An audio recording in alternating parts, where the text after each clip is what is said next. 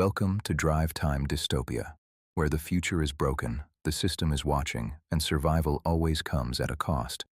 Here you'll find dystopian worlds, fractured societies, impossible choices, and the people forced to endure them. So settle in, keep your eyes on the road if you're driving, and step into the dark. Your story begins now. This is The Quiet Town, Part 1. Eric Hansen wakes in a town he does not remember choosing. At first, everything feels merely strange. Then it begins to feel designed. The first thing Eric Hansen understood was that he was late. He did not know late for what. He did not know why that thought arrived first, ahead of his own name, ahead of the shape of the room, ahead even of the hard chemical smell that sat in the back of his throat like a memory of bleach and hospital plastic. But when he opened his eyes in darkness and listened to the soft, electrical hum around him, that fact was there, complete and fully formed. He was late. A cone of yellow light snapped on above him. Eric flinched and raised an arm. He was sitting in the driver's seat of an old sedan parked at a silent intersection. The dashboard glowed a faint green. The clock read 3:14 a.m. Rain ticked against the windshield with machine-like precision. Ahead, the traffic light cycled from red to green, though no other cars waited on any side street, and no storefront had its lights on. He looked to his right. A diner sat on the corner under a flickering sign. Marlowe's. Across from it, a pharmacy. Down the block, a hardware store. Beyond that, rows of dark houses and a water tower with "Welcome to Asher Falls" painted on its belly in cheerful white letters. He had never heard of Asher Falls. He checked his pockets. Wallet, driver's license. Name, Eric Hansen. 34, height 6'1", brown hair, brown eyes. A folded pamphlet sat in his jacket pocket. Welcome to the New Beginning Community Reset Program. A fresh chance, a closed environment, 6 months to rebuild your life. Below that, in small print, transportation, housing, food, and care provided. Participant confidentiality guaranteed. On the back, someone had written, in blue ink, "Don't tell them about Phoenix." Eric stared at it. The word meant something, not the city, something else, an event, a mistake. A wet weight of dread moved under his ribs, almost surfacing, then sank again before he could grab hold of it. He looked up at the empty town. No traffic, no voices, no dogs barking, not even wind. Then, as if responding to a cue, porch lights flicked on in 3 houses at once. A milk truck rolled down the street with no visible driver. Somewhere in the distance, a church bell rang 4 times. Eric opened the car door and stepped into the rain. The street was cold enough to sting through his shoes. He turned slowly in a full circle. The town looked normal in the way a movie set looks normal if you do not stand too close to the walls. Everything was complete at first glance, yet too complete, too clean. The storefront windows held displays positioned with rigid symmetry. The lawns were trimmed to identical height. Even the puddles at the curb seemed evenly spaced. A woman's voice spoke behind him. "You're not supposed to be out yet." Eric turned. A waitress stood under the diner awning, a cigarette burning between 2 fingers. She wore a pale blue uniform with Ruth stitched over the breast pocket. Mid-40s, maybe. Blonde hair pinned up. Her face carried the exhausted calm of someone used to disaster and unimpressed by it. "Do I know you?" Eric asked. "Not unless they changed the rotation." She took a drag and watched him with narrow, tired eyes. "You're new." "Apparently, that's bad luck." "For me?" "For everyone." She flicked ash into the rain. "You woke up too early?" Eric held up the pamphlet. "What is this place?" Ruth laughed softly, but there was nothing amused in it. "That little brochure still works on people?" "What place is this?" "A box," she said. "A very expensive one." The church bell rang again, 5 times now. Ruth's expression changed. Not fear, exactly. Something more practiced. Resignation sharpened into urgency. "Get inside," she said. "Why?" "Because they'll see you." "Who?" She crushed the cigarette under her shoe. "The men who keep the lights on." A second voice came from farther down the block. Male. Calm. Too calm. "Ruth!" Eric turned and saw two men standing under the pharmacy awning where there had been no one a second before. They wore dark suits and narrow black ties despite the rain. Their hair was clipped short in the same severe military style. Neither carried an umbrella. Water ran off their shoulders without soaking the cloth. Their faces were pale and dry and untroubled, like details added after the rest of the image had already been finished. One of them smiled at Eric. It was the smile of a man politely opening a door to a room you should be afraid of. "Mr. Hansen," he said, "you're disoriented. Please return to your assigned residence. Orientation begins at 8. Ruth had gone very still. Eric looked from the suited men to Ruth and back. "Who are you?" "Town administration," the smiling one said. "Administration for what?" "The program you volunteered for." The man stepped off the curb and began walking toward them. "You signed extensive consent forms. You were informed there could be adjustment issues during acclimation." "That's funny," Eric said. "I don't remember signing anything." "No," said the second man from the awning. "You wouldn't." That hit him harder than it should have. Not the words themselves, the ease with which they were spoken, the casual confidence of someone discussing the weather. Ruth said quietly, "Eric, go. Now." He stayed where he was. The smiling man stopped a few feet away. His eyes were pale gray. "Come with me." Eric glanced at Ruth. "What happens if I don't?" The man's smile remained in place, exactly as before. "We help you." Ruth moved then, fast, grabbing Eric's sleeve and yanking him backward under the diner awning. "Run!" she hissed. The man in the suit lunged. Eric did not think. He turned and ran through the diner door. Inside, the place was dark, except for the dim green glow of the coffee machine and the red ember of an exit sign in the kitchen. Ruth shoved past him, locked the front door, and dropped the blinds in one practice sweep. A hand struck the glass once from the outside, not pounding, just one controlled impact, enough to make the whole pane shiver in its frame. Eric backed away. "What the hell is this?" Ruth was already moving deeper into the diner. "Kitchen! Hurry!" He followed her through rows of booths and chrome stools polished to a shine that did not look real. The kitchen smelled like stale grease and disinfectant. Ruth knelt by a supply shelf, shoved it aside, and pulled up a square metal grate from the floor. Below was a narrow service tunnel lined with cables and rusted pipe. Eric stared at it. "There's a tunnel under the diner." "There's a tunnel under everything." She climbed down without waiting. "Move!" Another impact struck the front glass, this time harder. Eric dropped into the opening and pulled the grate closed over them. Darkness swallowed the kitchen sounds. Ruth clicked on a flashlight and began hurrying through the tunnel, bent nearly double. Eric followed, scraping his shoulders on concrete walls damp with condensation. "Start talking," he said. "Not much to tell." Her voice echoed flatly. "Town's fake. Lives are fake. Memories are fake. The food's real enough mostly. Weather's optional. Sun comes up when they feel like it. Sometimes they change the street grid while people sleep." Daniel laughed once. No, Eric laughed once, too sharply. "That's not funny." "Good. It wasn't a joke." They turned a corner.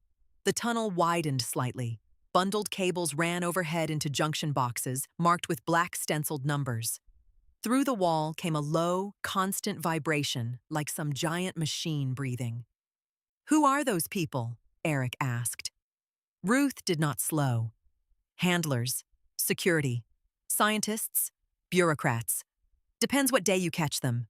Mostly they're here to make sure we stay where they put us." "Who's we?" The volunteers. He grabbed her arm. Volunteers? For what? She looked back at him, and in the flashlight beam he saw what exhaustion had done to her face. Not one bad night. Not one bad year. Decades of it. You really don't know? She said. No. She studied him, then nodded once as though confirming a diagnosis. People came here because somebody found their weak spot, she said. Tax fraud, bribery, affairs, embezzlement, a bad car wreck after too much whiskey, a dead partner, a missing witness statement, a few cases worse than that. All soft blackmail. Nothing that would send half of them to prison forever, but enough to ruin careers, marriages, reputations. Enough to make a person listen when someone in a dark suit says, "We have a pilot program, 6 months in a private community. Help us study rehabilitation, social systems, moral recovery." In return, the file disappears. Eric felt cold in a way the tunnel air could not explain. People agreed to that? People agree to all kinds of things when the alternative is public shame, Ruth said, especially in 1963. Eric stopped. The flashlight beam swung off him. What did you say? Ruth looked back. You heard me. No. He shook his head. No, that's not possible. What year do you think it is? He opened his mouth. Nothing came out. A year should have been easy, automatic. But where the answer should have been, there was fog, drifting over broken images, a television with rabbit ears, a president on a black and white screen, a cigarette machine, a song in a diner, then other flashes that made no sense with those. Fluorescent scanner panels, sleek plastic terminals, a digital watch, a commercial jet interior with sharper lines than he expected. His head throbbed. Ruth watched him without pity. That's one of the first fractures. They stack memory layers, give you enough to function, enough to fill the dead air in your own skull, but not enough to ask the right questions. Most people don't break through it. The ones who do... She shrugged. You saw the men in suits. 1963, Eric said. That's insane. Is it? Ruth asked. Wait until you see the sky room. He followed her again because there was nothing else to do. The tunnel ended at a ladder rising into darkness. Ruth climbed first, shoved up a hatch, and emerged into a basement lined with shelves of canned goods and mops. A hand-painted sign on the wall read Civil Defense Storage. Above them, footsteps moved across a floor somewhere. Radio music played faintly, brass, strings, the kind of orchestral lightness that made his skin crawl now. Ruth opened the basement door a crack, checked the hall, then waved him up. They were in the back of what looked like a public library. The building was dark, but unlike the manicured false perfection outside, this place looked used, real. Dusty corners, warped floorboards, shelves with books pulled at odd angles, notes tucked in cracks, signs of life not arranged for display. How long have you known? Eric whispered. Ruth led him into the reading room. Pieces? A long time. For sure? 22 years. He stared. You don't look... 22 years older? She gave him a humorless smile. That's because they work on us. Hormones, blood chemistry, tissue maintenance. You're a lab rat in a very expensive cage. They aren't just studying behavior. They're studying durability. On one wall, someone had pinned pages from magazines, newspaper clippings, hand-drawn maps, and lists of names. Another wall held photographs, hundreds of them, men, women, children, families standing in front of the same streets and same houses decade after decade. Hairstyles changed, then changed back. Clothes cycled. People appeared younger, older, then strangely reset. Eric stepped closer. One photo showed a 4th of July parade under banners dated 1968. Another, a Christmas market under 1975. Another, a school picnic from 1981, then 1990. Then 1997. Then 2004.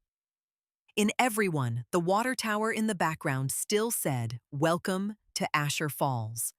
And in a photo labeled 1978, a younger Ruth stood beside the diner sign with the same tight, intelligent eyes. Eric felt his knees weaken. He sat hard in a chair. "No," he said quietly. "No, that can't." Ruth let him look. A man emerged from the stacks carrying a kerosene lantern. Thin, white-haired, deeply lined. He wore a janitor's coveralls and moved with a slight limp. Unlike Ruth, he looked every day of his age, and then some. "Another one woke up crooked?" he asked. "Looks that way," Ruth said. The old man nodded at Eric. "Name?" "Eric." "Current one or original?" Eric stared at him. Ruth said, "He's fresh. Don't start with your nonsense." The old man set down the lantern. "Nonsense is what got me through 31 years in a haunted hamster wheel, Ruth." Eric looked from one to the other. 31? The old man extended a hand. "Eli Wade. Used to be a county comptroller. Creative accounting, 2 mistresses, and I signed a contract I did not fully read. Story of the 20th century." Eric shook his hand numbly. Eli pointed to the photo wall. "That's the broad version. Here's the useful one. The place is controlled by a group that calls itself nothing when it speaks to us. But I found the initials in old maintenance logs and supply manifests. MJ12. Military procurement codes, personnel shifts, references buried under euphemisms.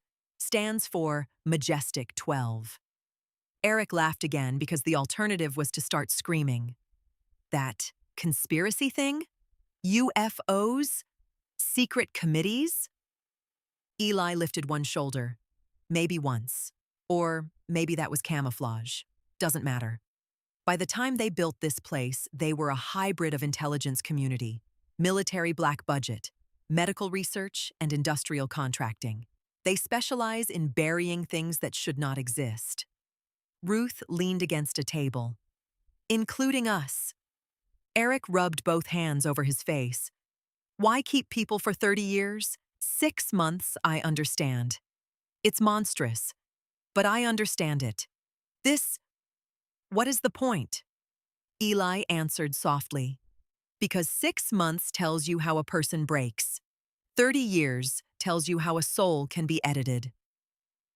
Silence settled over the reading room. Then Eric asked the worst question available. "What happens to people who notice?" Neither of them answered right away.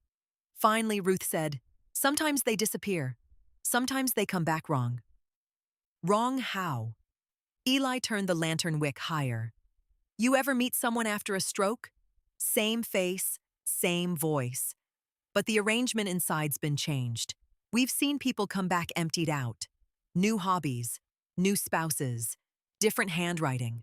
Once a mother forgot she'd had a son, not lost the memory. Forgot the concept of having had one at all." Eric felt bile rise in his throat. Ruth crossed the room to a curtained alcove and pulled the fabric aside.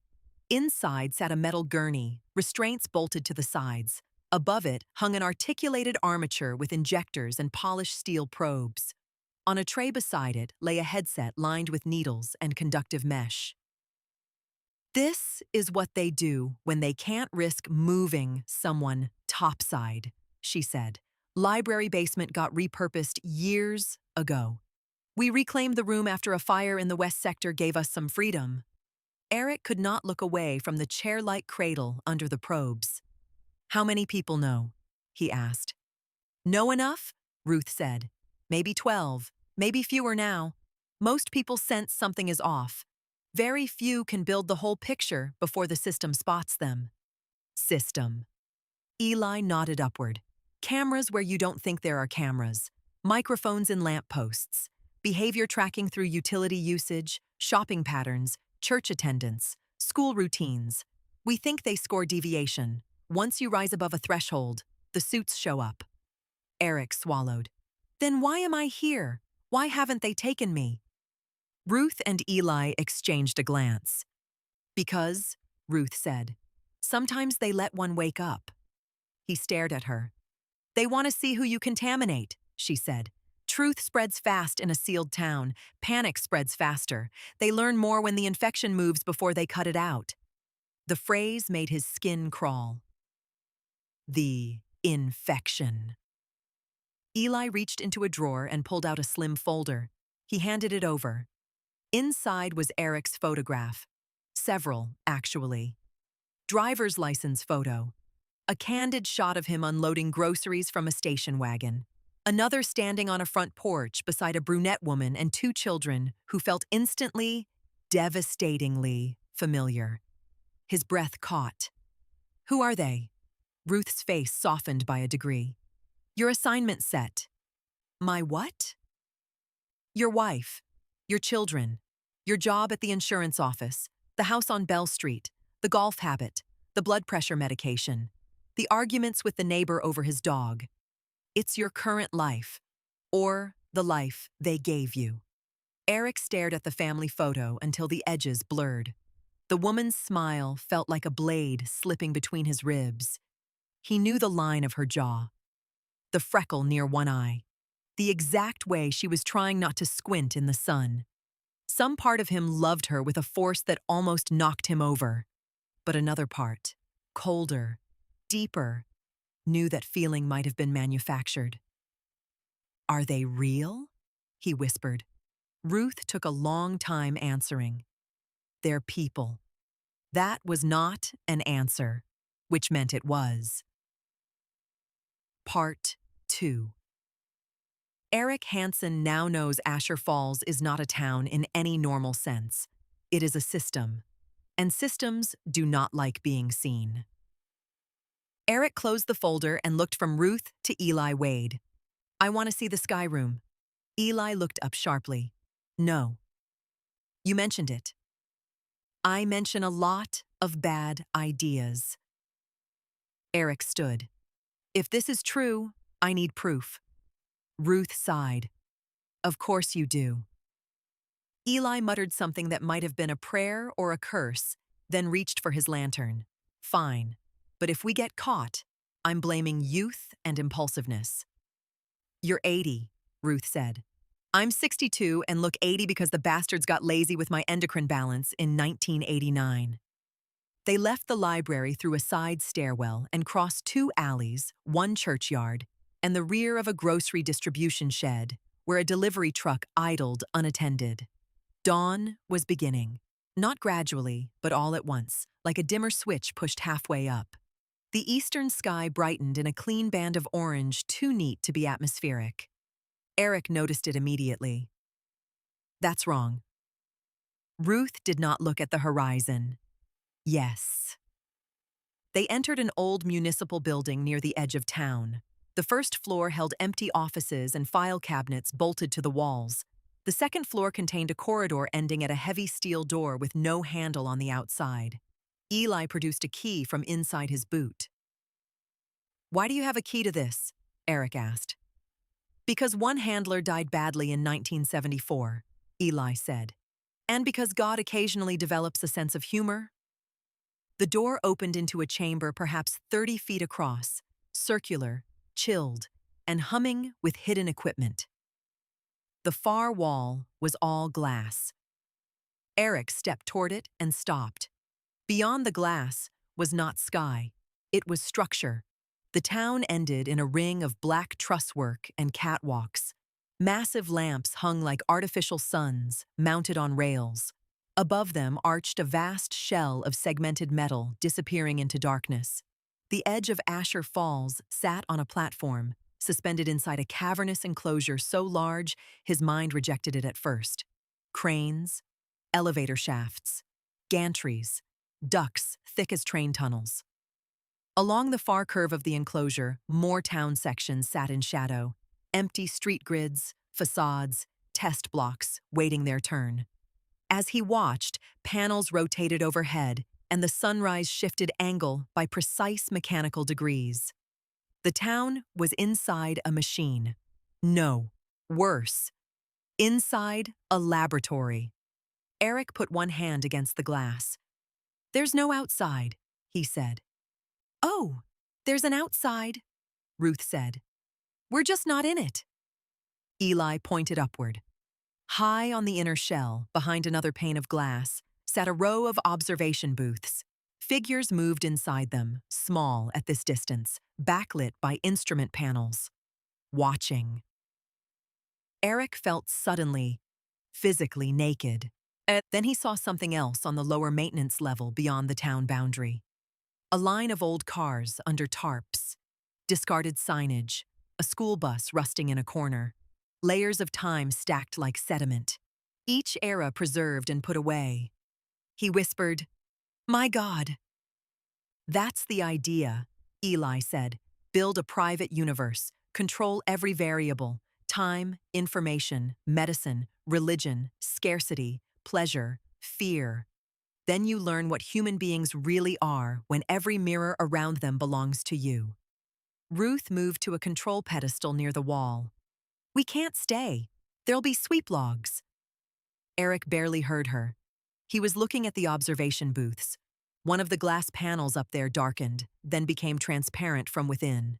A man stood alone behind it, older than the handlers, silver-haired, erect, hands clasped behind his back. Even at this distance, his authority was unmistakable. He looked down at the town the way a collector looks at a cabinet of pinned insects.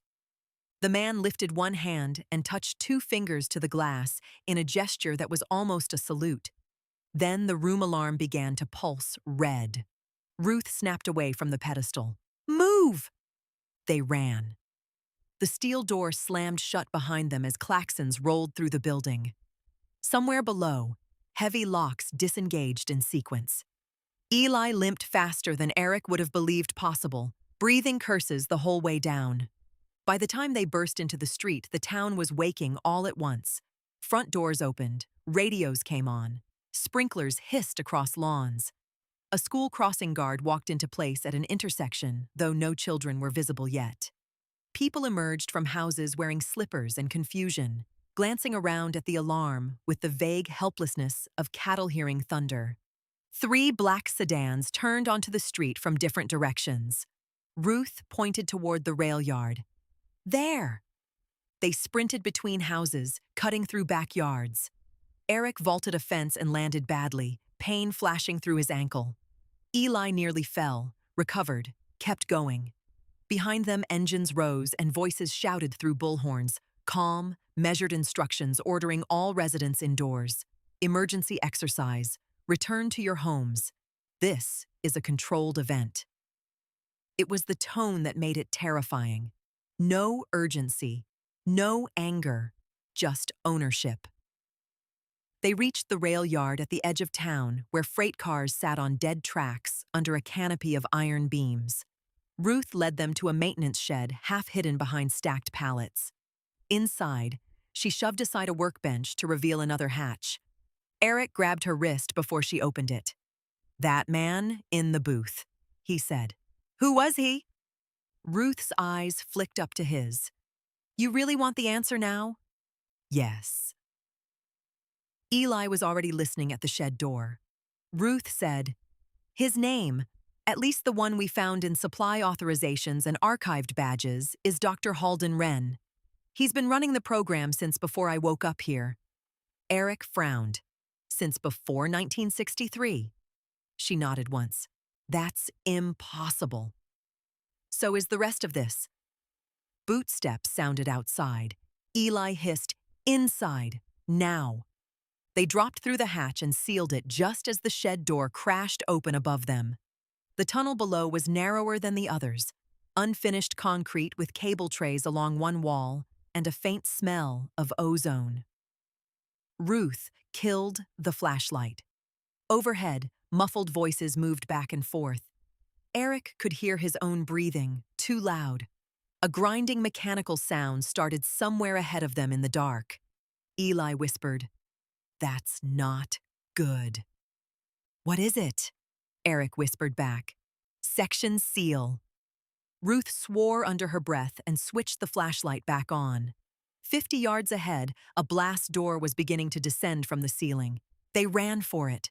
The floor shook with the motion of heavy systems engaging. The gap beneath the door narrowed steadily. Eric hit it first, dropping flat and sliding through on wet concrete. Ruth followed. Eli came last, throwing himself forward with a grunt as the steel slammed down inches behind his heels. They lay there panting. Then the lights came on in the tunnel. Not a few. All of them. Harsh white industrial strips, bright enough to erase shadow. A speaker crackled overhead. "Mr. Hansen," said the same calm voice from the street, amplified and perfectly clear. "Please, remain where you are. You are in an unsafe maintenance area." Eric rolled onto his back and stared at the ceiling. "You kept us here for 30 years," he shouted. "Why?" A beat of silence. Then a different voice answered. Older, cultured. The voice of a man who had never had to raise it to be obeyed. Because 6 months was never the experiment. Ruth and Eli exchanged a grim look. Dr. Halden Wren's voice filled the corridor like vapor. The consent forms, the rehabilitation language, the promise of release, that was recruitment. Necessary, but peripheral. We required a population with leverage vulnerabilities, yes. But more importantly, we required a population willing to enter a sealed social system under imperfect information. Guilt merely improved compliance. Eric sat up slowly. Wren continued. "We wish to learn the architecture of identity. Not what a person says they are. What they remain when memory, consequence, continuity, and environment are all under institutional control. Could loyalty be manufactured? Could morality be reset? Could dissent be predicted before articulation? Could populations be induced to accept any reality, provided transitions were managed and the narrative scaffold remained intact?" Eli shouted, "You kidnapped us!" "We preserved you," Wren said. Ruth laughed once sharply. "That's a nice word for vivisection." "No, Miss Garner. Vivisection destroys the specimen. You have all survived far beyond actuarial expectation. In fact, many of you have thrived in assigned roles once your initial maladaptive memories were removed." Eric froze. "Garner?" he said quietly, looking at Ruth. "That's your last name?" Ruth's jaw tightened. "He likes reading us to ourselves." Eli spat on the floor. "Do me next, you embalmed bastard." With pleasure, Eli Wade, initial intake 1961, chronic fraud, election tampering, coercion network, surprising long-term resilience, progressive ideological contamination of other subjects, notable adaptive humor. Eli muttered, "I hate him." Eric's pulse hammered. "And me?" A pause. Then, "Eric Hansen is not your original name." The tunnel seemed to tilt. Ruth's flashlight slipped in her hand. Wren said, "Your foundational identity is Subject 7, a 114. Original civilian name redacted from all local files after intake. Admitted 1971. The Phoenix note you discovered was a residual breach artifact. You were associated with an event in Arizona involving unauthorized disclosure of federal weapons routing, 2 deaths, and 1 missing courier. You did not volunteer, Mr. Hansen. You were selected." Eric felt something open in his mind then. No. Tear. A warehouse at night.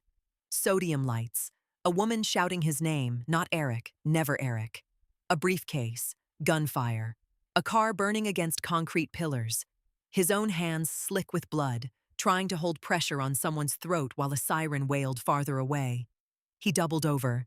Ruth grabbed his shoulder. "Don't let him lead you. Breathe." Wren continued as if conducting a lecture. "You proved unusually useful. Most subjects, once destabilized, settle into replacement identities with minimal reinforcement. You did not. Every 7 to 10 years, you begin reconstructing your buried self through associative fragments. We erase, rebuild, redeploy. You have had 4 wives, 11 children, 6 occupations, 3 psychotic breaks, and 1 successful escape attempt that resulted in the deaths of 2 staff. Eric slowly raised his head. What? We learned a great deal from that cycle, Wren said, particularly regarding the durability of latent guilt signatures under repeated memory ablation. Ruth stared at him. Eli whispered, "Dear God." Eric's mouth had gone dry. "You're lying." "Am I?" Wren asked mildly. "Ask Miss Garner whether she remembers the butcher's boy in the West District, 1987. Ask Mr. Wade about the fire in Records Annex C. Ask either of them how many funerals this town has conducted for people who later appeared again under new names." Silence. That was answer enough. Ruth looked sick. Eli closed his eyes. Eric felt the world narrow to a pinpoint. "Then why tell me any of this?" "Because," Wren said, "we have reached the terminal phase." Metal clanked somewhere beyond the blast door. Pumps engaged. Air began moving through the tunnel with fresh force. Ruth's head snapped up. "No!" Wren's voice remained calm. "The Asher Falls trial has exceeded all projected value. Behavioral models derived from your cohort now inform urban pacification doctrine, counter-subversion design, memory therapeutics, confinement logistics, and narrative compliance systems across multiple jurisdictions. The town itself is obsolete." Eli whispered, "He's going to kill us."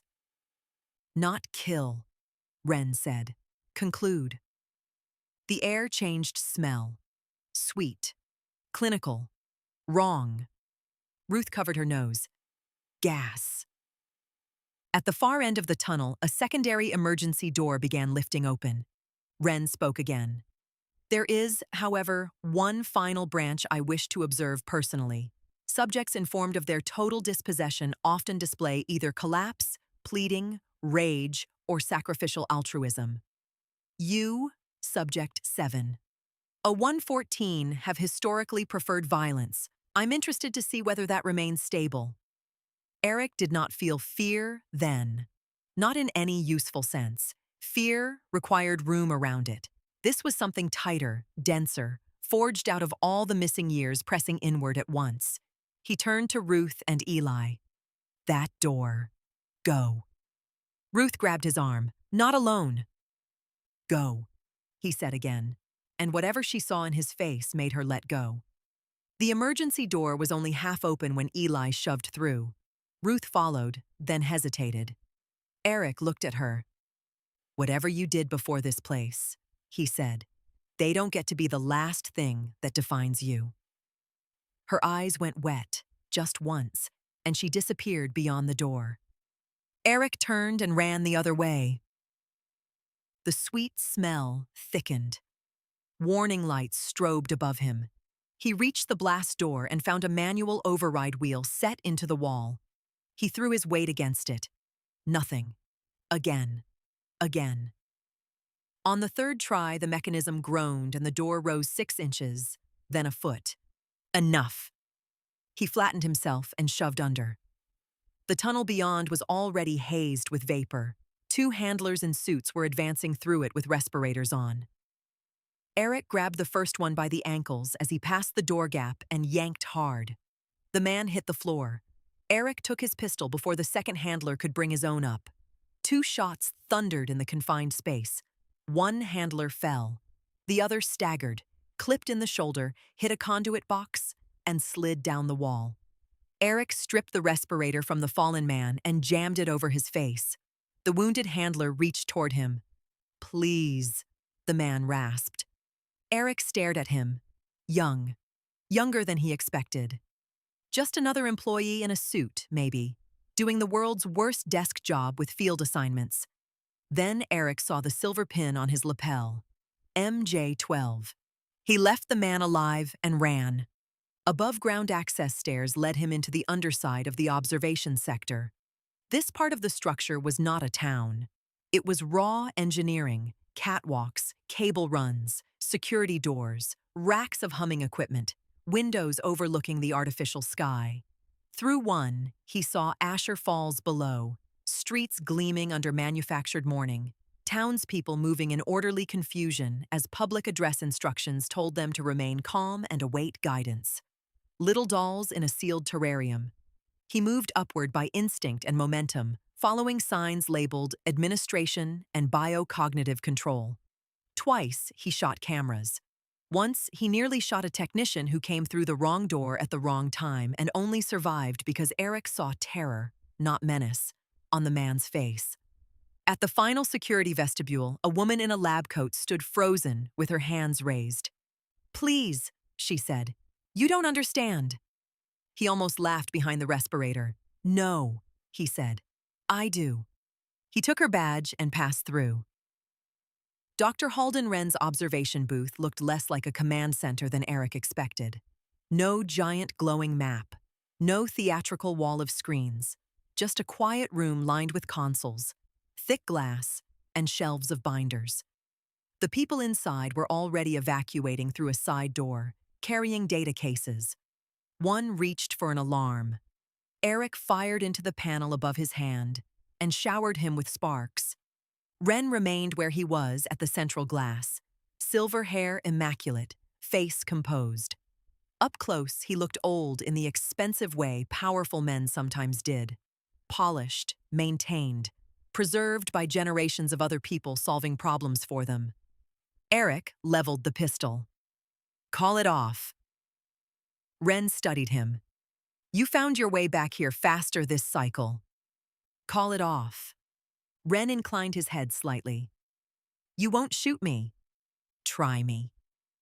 "Historically, you always do." "I meant it won't matter." Eric stepped closer. On the central console, status bars marched downward in red. Archive purge. Anesthetic dispersal. Section collapse prep. "Stop it." Wren clasped his hands behind his back. "Do you know what the town is sitting above?" Eric said nothing. "Vaults," Wren said. "Data vaults, biostorage, tissue libraries, longitudinal records unlike anything in human history. Every fear response, every attachment adaptation, every behavioral mutation across more than 3 decades of controlled civic existence. Nations will be built on what we learned here." "You mean cages will?" Wren's expression barely changed. "That distinction is sentimental." Eric fired into the console. Glass shattered. Screens died in showers of sparks. Alarms changed tone immediately. For the first time, annoyance touched Wren's face. "Pointless," he said. Maybe it was. Eric did not care. He fired again, walking shots across equipment racks. Technicians dropped to the floor screaming. Smoke filled the booth. Wren moved then, not away, but toward a slim metal case resting on a side table. Eric saw the motion and shot him through the shoulder before the older man could reach it. Wren stumbled, hit the table, and went down hard. Eric crossed the room in 3 strides, kicked the case away, and pressed the pistol to Wren's chest. The older man looked up at him, pale, but strangely serene even with blood soaking his shirt. "You still think this ends with truth," Wren said. Eric crouched. "It ends with you." "No," Wren almost smiled. "It ends with inheritance." Eric frowned despite himself. Wren's eyes flicked toward the shattered console where one surviving auxiliary screen still glowed. On it was a live feed from the town square. People were gathering under handler direction, coughing, stumbling, holding on to one another. Med teams in sealed suits moved among them with injector kits and gurneys. Overhead, loudspeakers repeated soft instructions about safety, compliance, temporary sedation, relocation. At the bottom of the screen was a rotating identifier. Transfer site, Asher Falls 2. Eric stared. Then another feed appeared, another enclosed town. Different layout, different signage, same shell architecture, same false sky. Hundreds of residential units lit and ready. Then another. And another. A network. Wren watched the realization land. Asher Falls was never unique, he said quietly. It was a prototype that matured into an asset class. Entire policy frameworks now rest on the premise that memory, guilt, aspiration, and belonging can be modularized. Communities can be corrected. Histories can be edited. Deviance can be composted and replanted in more useful soil. Eric's hand tightened on the gun. Wren coughed blood and smiled faintly. Do you know why you kept resurfacing 7A114? Why you never settled? Eric did not answer. Because your original life ended before we took you. The words hit like a hammer. Wren continued, voice thinning. The man from Phoenix bled out in a parking structure in 1971. We recovered him clinically dead for 4 minutes. Brain insult, identity fragmentation, memory instability. You are not his continuation, Mr. Hansen. You are the residue that could be trained to wear him. Eric went still. No, he said. Wren's gaze held his. Every self you have ever been in this place was an approximation, a behavior stack, a reconstruction of salvage. You have never been going back to anything. For the first time since waking in the sedan, Eric had no thought ready, no anger, no denial, just a vast interior drop, as if the floor of his mind had opened and revealed there had never been ground beneath it at all. Wren saw it and relaxed. There, he whispered, that's the honest moment. Behind Eric, emergency shutters began slamming down over the booth windows. Somewhere deep below, charges thudded in sequence. Controlled demolition, archive destruction, evidence burial. Wren smiled through the blood at his lips. You wanted a monster, he said. But monsters are inefficient. We are administrators. We found people who believed they came here to atone for hidden sins, and we discovered the greater truth.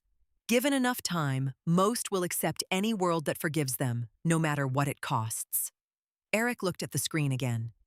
In the square below, handlers were loading sedated townspeople into white transport vehicles. Among them, he saw the brunette woman from his family photo, one of the children. The little boy was limp in a medic's arms. People, Ruth had said. Not assignments, not abstractions. People. Wren noticed where he was looking. Your wife in this cycle volunteered from Akron in 1994, he said. Minor securities fraud, lovely subject. Her maternal bonding metrics were exceptional. Eric shot him twice in the chest. Wren jerked, exhaled, and went still. The room rang with the sound. Eric stood over the body, breathing hard through the respirator. No triumph came, no closure, just motion demanding itself. He grabbed the slim metal case Wren had reached for. Inside were paper files, not drives, photos, intake forms, handwritten notes, redundancy for the paranoid. On top sat a stamped dossier. Continuity directive, successor, cohort, implementation. He did not read further. He tucked the file case under one arm and ran.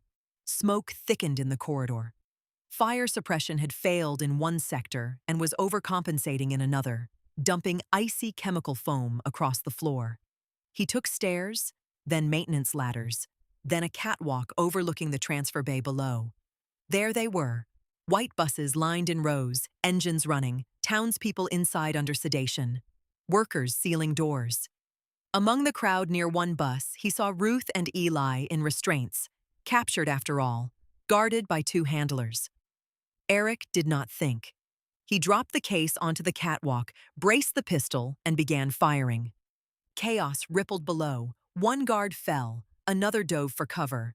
Ruth drove an elbow into a medic's throat, snatched a dropped injector, and plunged it into the neck of the second handler. Eli simply bit someone, which somehow worked. Eric ran the catwalk to the nearest stairs, sliding the last 6 steps and landing awkwardly. Ruth grabbed the pistol from him when he reached them and shot the lock off the bus door with cleaner hands than his. Inside, half-conscious people blinked at them in terror. Out! Ruth shouted. Everybody who can walk, move now. A woman slurred, What's happening? Eli barked. Kidnapping with federal branding. We'll explain later. Alarms howled. Overhead, concrete dust began filtering down from ceiling seams. Eric snatched the metal case from where he had dropped it and shoved it into Ruth's hands. If I don't make it... She cut him off. Don't! He looked at the buses still sealed. Too many of them, too many people. No time. There's a central release manifold for the sedation system. If I can overload it... You don't know that. I know enough. Eli opened his mouth, then closed it. For once, no smart remark arrived. Ruth stared at Eric a long second, as if memorizing a face she suspected had worn too many names already.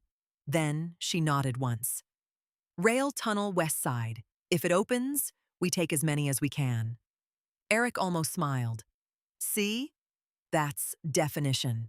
She gripped his arm hard. Whatever he said in there, he's wrong. Eric looked toward the ceiling where the town sat above them like a fake heaven. Maybe, he said, but people are still real. Then he ran. Pause 1.5s. Part 3. Eric Hansen has seen what Asher Falls really is. Now he has to decide whether the truth is worth dying for. Later, if later happened at all. What the world found beneath the Nevada desert would be argued over for generations. There would be official denials, classified burn orders, hastily buried foundations, half-collapsed tunnels, scorched laboratories, transport manifests, stacks of civic behavior reports, pediatric developmental charts for children raised under curated reality conditions, pharmacological protocols for memory stripping, marriage stability matrices, simulated election results, church attendance interventions, calibrated scarcity schedules. There would be enough to prove horror, but not enough to map its full perimeter. As for Asher Falls itself, its last sunrise ended in fire. The transfer bay manifold fed not only anesthetic dispersal, but most of the environmental cycling for the enclosure. When Eric overloaded it, the system reacted exactly as neglected secret infrastructure always reacts, catastrophically, and with bureaucratic indifference. Pressure surged, coolant lines ruptured, one containment ring failed, then another. Artificial daylight lamps exploded in sequential arcs across the shell, showering molten fragments onto perfect little streets built for obedient amnesia. In the confusion, some buses opened, some did not. Some people ran when the doors came free. Some huddled where they were, too sedated or too broken by 30 years of arranged reality to understand escape when it stood in front of them. Some called for husbands, wives, children wearing names that had only ever existed inside the experiment. Ruth and Eli got out through the West Rail Tunnel with 23 survivors. Or maybe 31. Accounts differed.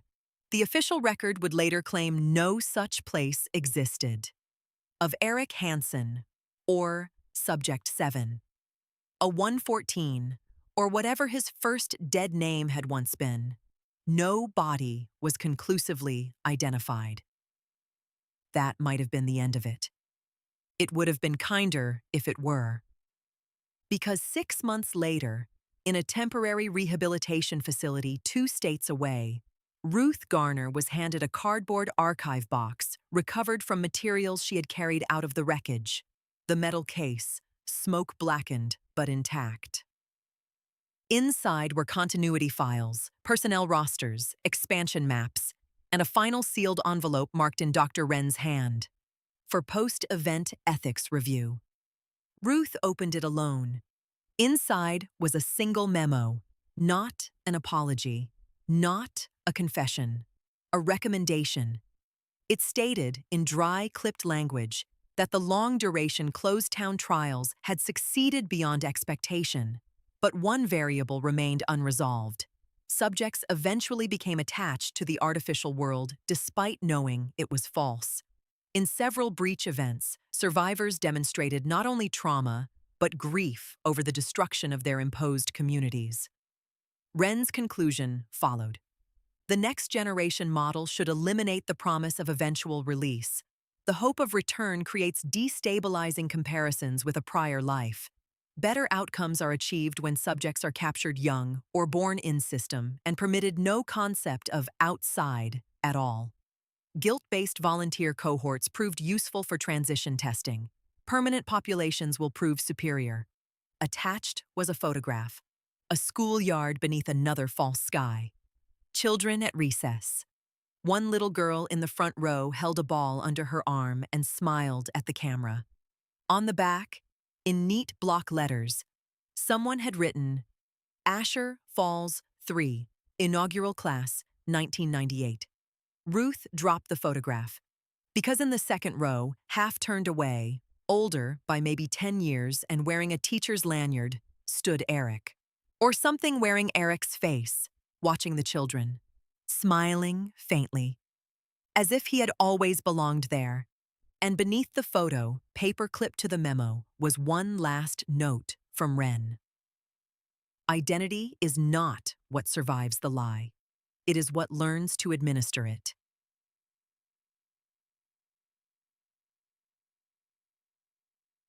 That was when Ruth finally understood the ugliest part.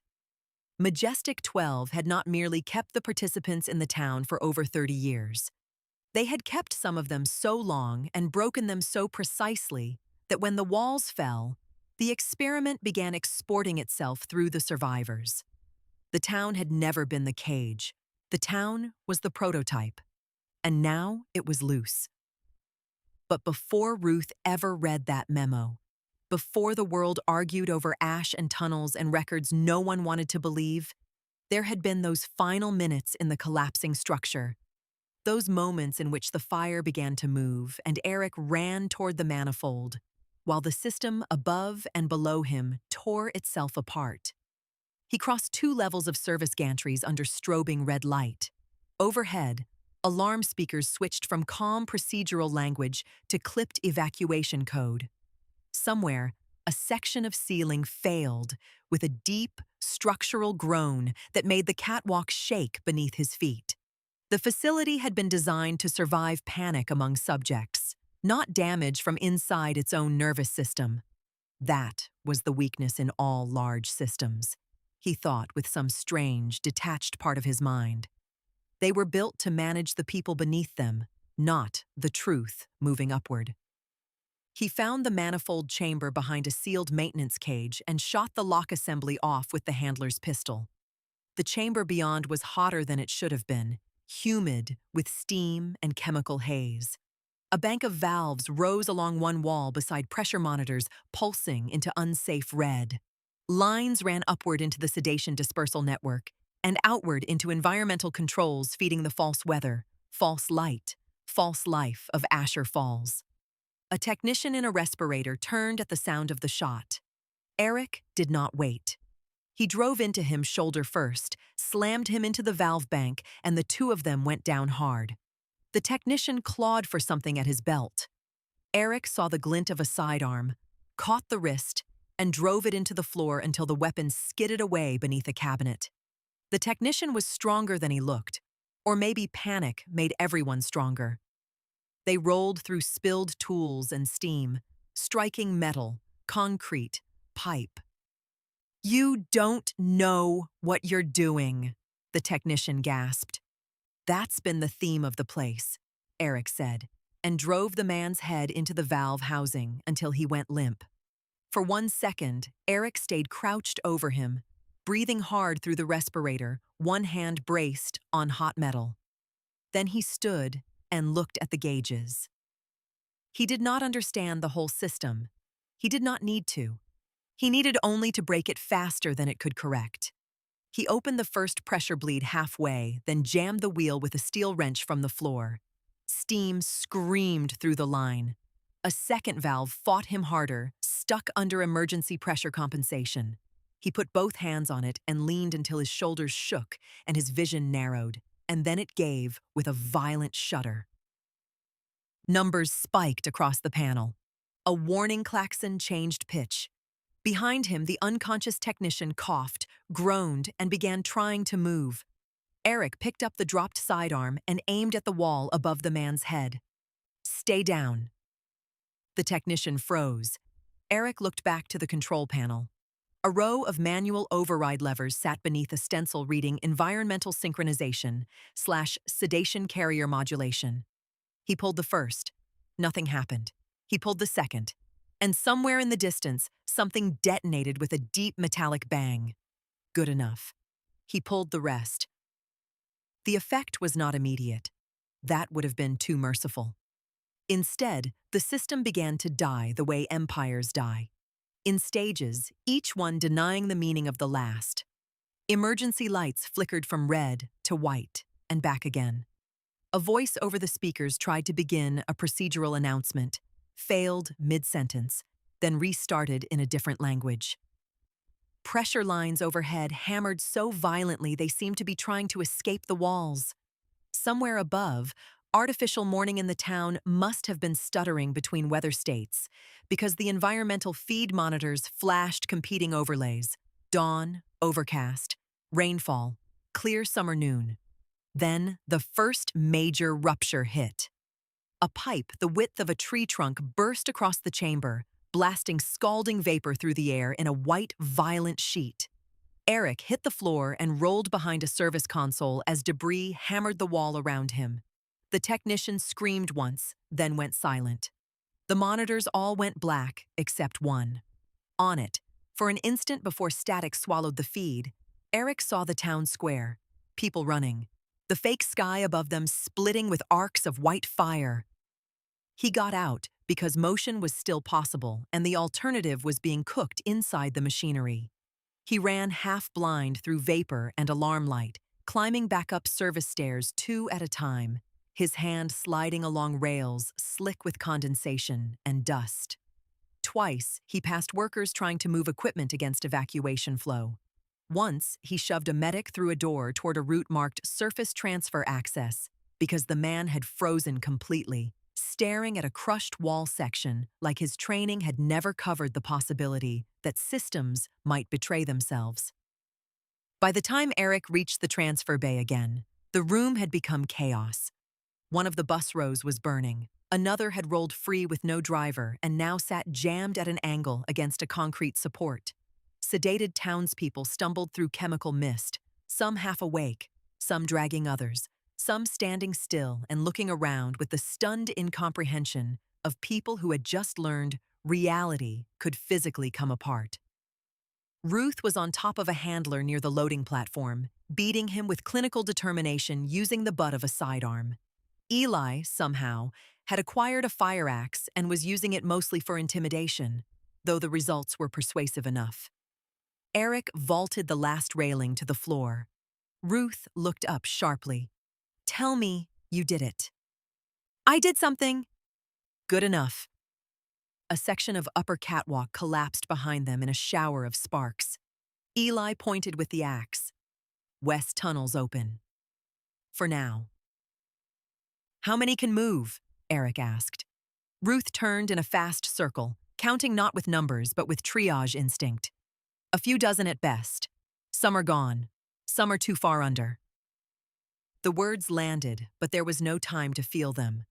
Eric grabbed the nearest bus door and hauled it wider, while Ruth climbed inside, shouting for anyone able to stand to get out now. Immediately. No questions? Move.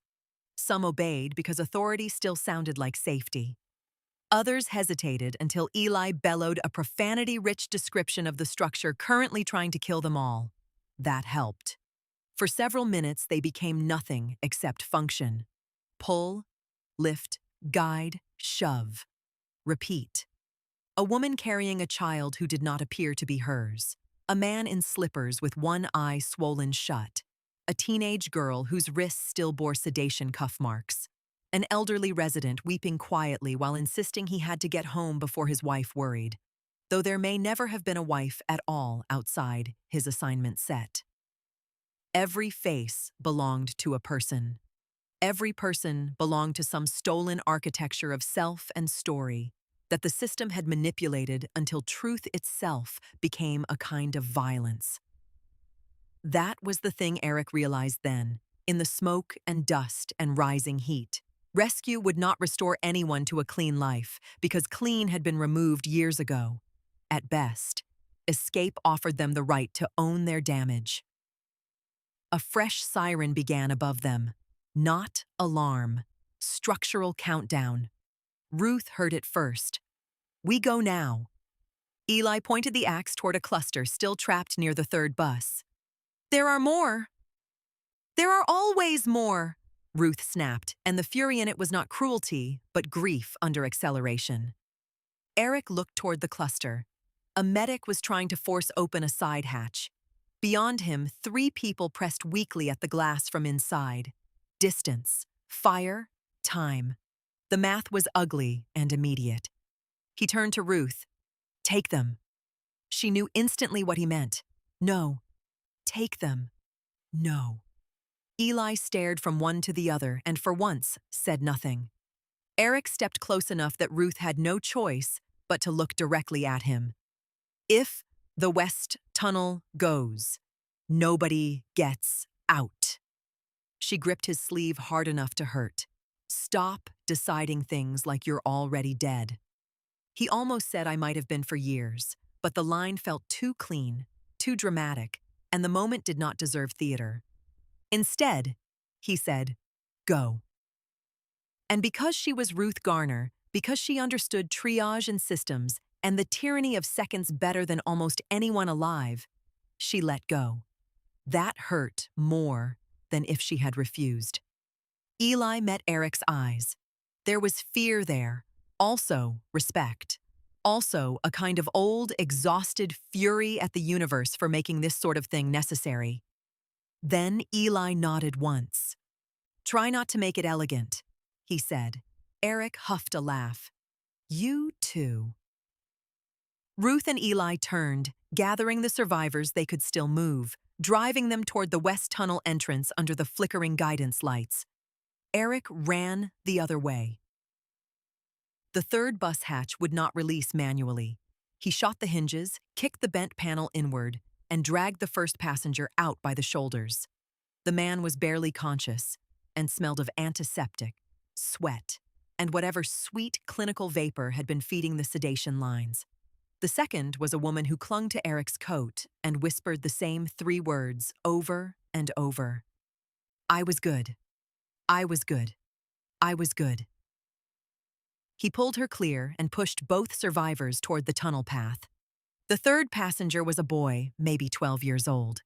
Too old to be one of the artificial little children from Eric's first assigned family. Too young for the expression on his face. He looked at Eric and said, with perfect sincerity, Are we allowed? Eric's throat closed for one awful second. Then he said, Yes. It was the truest thing he had ever said in that place. The boy moved. Above them, something ruptured so violently the room shook like a struck drum. Lights blew out in a whole section at once. Emergency backup failed to compensate. For one instant, the transfer bay dropped into almost total darkness, lit only by fire, sparks, and the far tunnel lamps where Ruth and Eli were herding the survivors into the rail line. Then, the artificial sky feed died, completely. Even underground, even this far below the visible town, everyone seemed to feel it. The illusion had not merely cracked, it had ended. A roar passed through the structure from above as sections of the shell began failing in sequence. Eric ran for the tunnel. He got within 20 yards of the entrance before the ceiling behind him came down. The impact hurled him forward onto the concrete. Dust filled his mouth and eyes. Pain lit one side of his body like an electrical short. For a few seconds, he could hear nothing but the thin internal whine of a stunned nervous system trying to decide whether it still existed. Hands grabbed his coat. He rolled hard, ready to fight, and found Ruth on one side and Eli on the other. "We said go," Ruth shouted. "You were slow," Eli added. Together they hauled Eric upright and dragged him toward the tunnel as the transfer bay died behind them in a furnace roar of collapsing structure, chemical ignition, and systems devouring themselves. They reached the rail line just as the first section of the tunnel ceiling began to crumble. Survivors stumbled ahead of them in a wavering line of half-broken people, moving through dust and darkness toward whatever counted now as outside. Eric looked back once. Through the torn mouth of the collapsing bay, he could see upward into layers of ruined architecture, catwalks, shell ribs, light rails, burning fragments of the fake heavens raining down into the town that had contained them all. Asher Falls was ending exactly the way it had lived, beautifully from a distance, monstrously up close. Then the tunnel turned, and the view was gone. They emerged before dawn into a desert cold so sharp it felt fictional. For a while, no one moved far from the rail cut. Some survivors fell to their knees in the gravel and stared at the open dark as though it were a thing they no longer knew how to interpret. Others cried. Some laughed. One man simply looked up and kept looking, tears running into his ears. Because after 30 years under fabricated weather, the real sky was an almost unbearable fact. It was huge. That seemed to offend people. Ruth moved among them in hard practical lines, checking injuries, counting heads, stealing blankets and emergency kits from a maintenance vehicle half buried near the rail service road. Eli sat on a crate and bled through his shirt while insisting to anyone who asked that he had once felt much worse after a county election scandal. Eric stood apart for a moment on the rise above the cut and looked east. The facility sat low against the desert floor, disguised from a distance as broken industrial nothing. But flames inside the shell were now visible through vents and ruptures, turning the structure into a lantern for its own death. Far above it, the real horizon was beginning to pale. No one had to manufacture the sunrise out here. Ruth climbed the slope toward him. When she reached his side, she did not speak immediately. Neither did he. After a while, she said, "We got 26 clear." "That's something." "It is." She looked back at the rail cut where the survivors were wrapped in blankets, shivering under real stars. "It's not enough." "No." She turned to him. "Ren showed you something else." It was not a question. Eric nodded. "Tell me." So he did. The transfer sites, the network, the claim that his original self had died before they rebuilt him. The idea that he was not a continuation, but residue trained to wear a dead man's place. He told her about Asher Falls 2 and the other enclosures beyond it. He told her enough that by the end, Ruth's face had gone still in the way it did when horror passed beyond surprise and became inventory. And when he finished, she looked back at the burning structure. "That memo case," she said. "You grabbed it." "Yes." "Good." "I didn't read most of it." "Also good." Eric glanced at her. "Why?"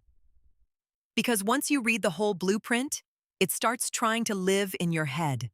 She folded her arms against the cold. "Some things are safer in stages."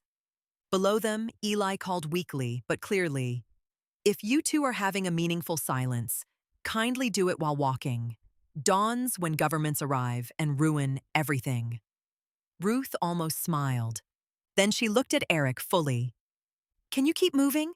she asked. He thought of the shell burning behind them, the fake wife, the little boy on the bus, the man from Phoenix. He may never have truly been.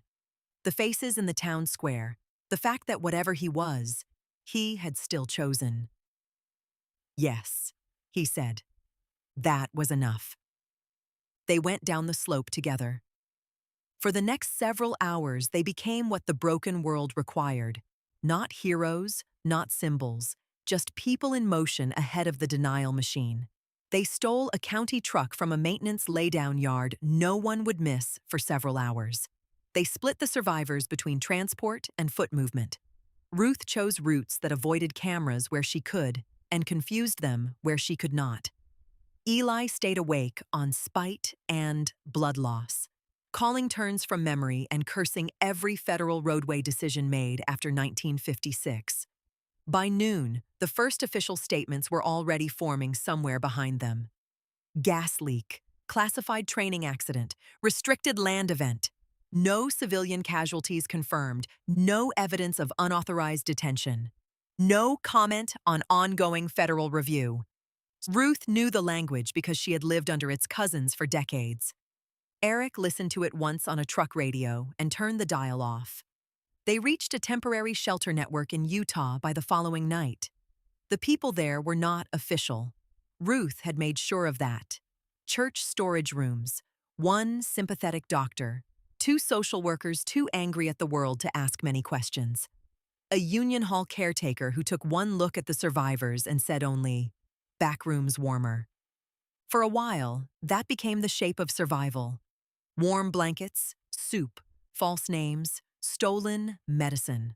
Long silences, panic attacks triggered by perfectly ordinary lamps. Children startled by open windows because they had never known what it was to see weather arrive unscripted. Ruth moved through it all with the competence of someone who had long since stopped expecting reward for usefulness. Eli made himself indispensable by being insulting in exactly the way frightened people sometimes needed adults to be.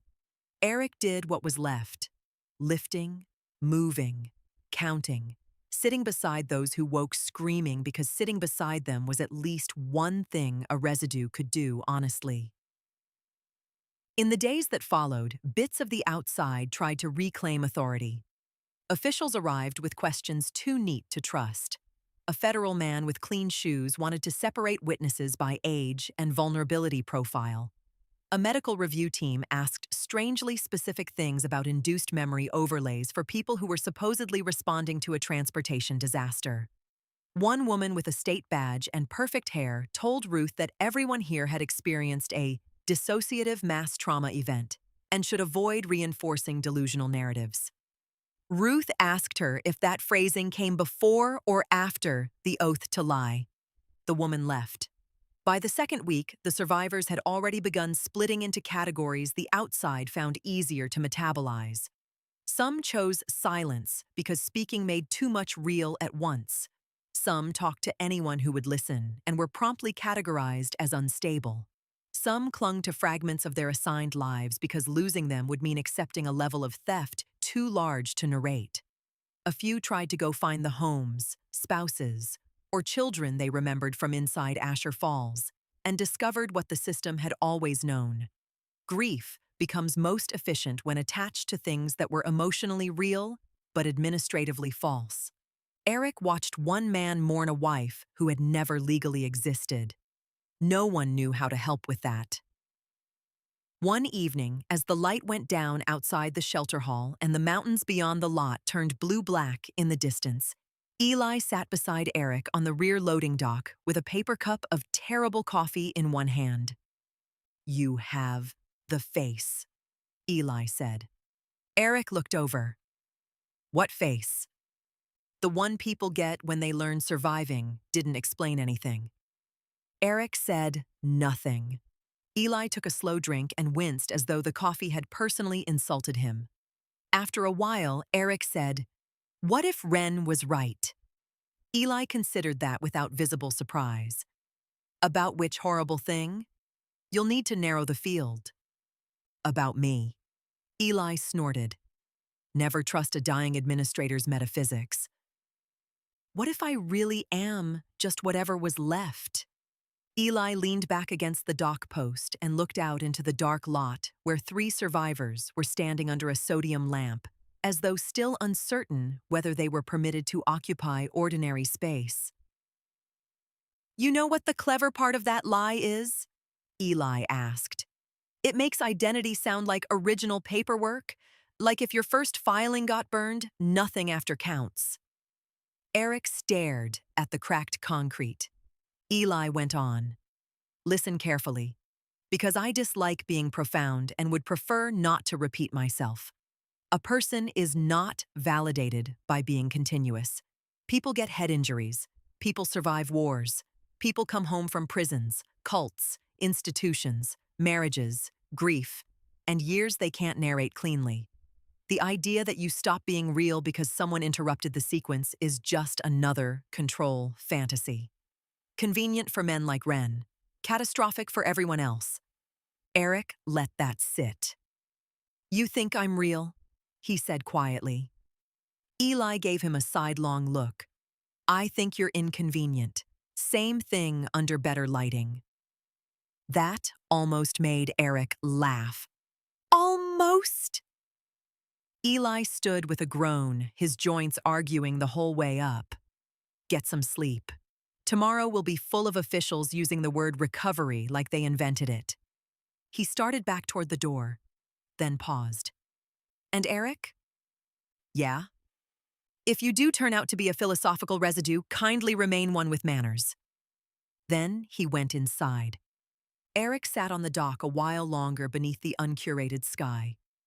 Months later, after statements and denials and disappearances and the beginning of the official lie, Ruth was the one given the recovered archive box. By then, Eli was in a rehabilitation ward, recovering from injuries he insisted were exaggerated by civilization. Eric had vanished 2 states over after seeing his own face in a grainy internal sight photograph and realizing the future had already made him useful somewhere else. Not captured exactly, not escaped exactly. Gone into the widening perimeter of what Wren had built. Some said he had gone hunting sites. Some said he had gone mad. Some said there was no Eric Hansen at all, only a collection of overlapping witness profiles and trauma contamination. The state preferred that theory. It preferred all theories in which systems remained blameless and people became unreliable. Ruth read Wren's memo alone because she understood, even before she opened it, that some truths needed privacy to do their worst work. When she reached the recommendation about children raised in system and permanent populations proving superior, she felt nothing at first. Then she turned the page and saw the photograph. Asher Falls 3. Inaugural class. Children under a false sky. And there, in the second row, older, half turned away, wearing a teacher's lanyard, stood Eric, or something built from him well enough to pass, smiling faintly. As if he had always belonged there. Ruth dropped the photograph not because she was frightened by the image, though she was, but because she finally understood the shape of the next phase. Majestic 12 did not merely hide towns. It iterated them. It did not simply break people. It engineered roles for the broken pieces. And whatever had survived Asher Falls inside Eric Hansen, whatever truth, damage, choice, residue, or soul remained, the system had already tried to turn it into a civic function, an administrator, a teacher, a keeper of the next lie. That was the final obscenity. Not just captivity, inheritance. Ruth bent, picked up the photograph, and read Wren's final note again. Identity is not what survives the lie. It is what learns to administer it. For a long time, she sat with the paper in her hand and the late afternoon sun crossing the floor of the rehab room in slow, indifferent bars. Then she did the only thing there was left to do. She filed the memo. She hid copies. She memorized names. She marked routes. She started building a map of transfer sites, successor programs, shell logistics, procurement shadows, educational wards, and personnel drift. If the first town had been a cage, the next one would be a network. If the next one was a network, someone would have to learn its shape before it learned everyone else's. She tucked the photograph into the folder. Then she went to find Eli. He was in physical therapy arguing with a woman half his age about whether a cane represented defeat. When he saw her face, he sighed. That expression usually means the future has turned out tackier than expected. Ruth handed him the photograph. He looked at it a long time. Then he handed it back without a word. "Well," he said at last, "that's rude." She almost smiled. Almost. "What now?" he asked. Ruth looked out the rehab center window at the parking lot, the long, ordinary road beyond it, and the distant line of mountains under a real evening sky. Now, she thought, came the work after the revelation. The harder work. The work with no clear end and no guarantee anyone would believe enough, fast enough to matter. Now came the hunt. She looked back at Eli. Now, she said, we find the next town before it learns how to call itself care. Eli absorbed that, then nodded once. Good, he said. I was afraid you were going to say healing. They both looked at the photograph one more time. Then Ruth slipped it into her coat and walked back into the failing light. Outside, the world kept going in the stupid, ordinary way worlds always do when they have not yet decided whether to recognize the horror growing inside them. Cars moved through intersections. Radios played in open windows. Grocery bags rustled. Somewhere a child laughed in a sound too clean for what the century had earned. No alarms, no shell overhead. No sign at all of the structures waiting beyond the edge of the visible map. That was the nature of prototypes. They disappear into their successors. And somewhere, under some later false sky, a man with Eric Hansen's face might already be standing at the edge of another schoolyard, watching children at play while the next version of the system took notes on how best to shape a life before it had language for resistance. Ruth pulled her coat tighter and kept walking. Behind her, the sun went down honestly. Ahead of her, the lie was learning how to last. You've been listening to The Quiet Town. Come back next week to hear Book 2, False Horizon. You've been listening to Drive Time Dystopia.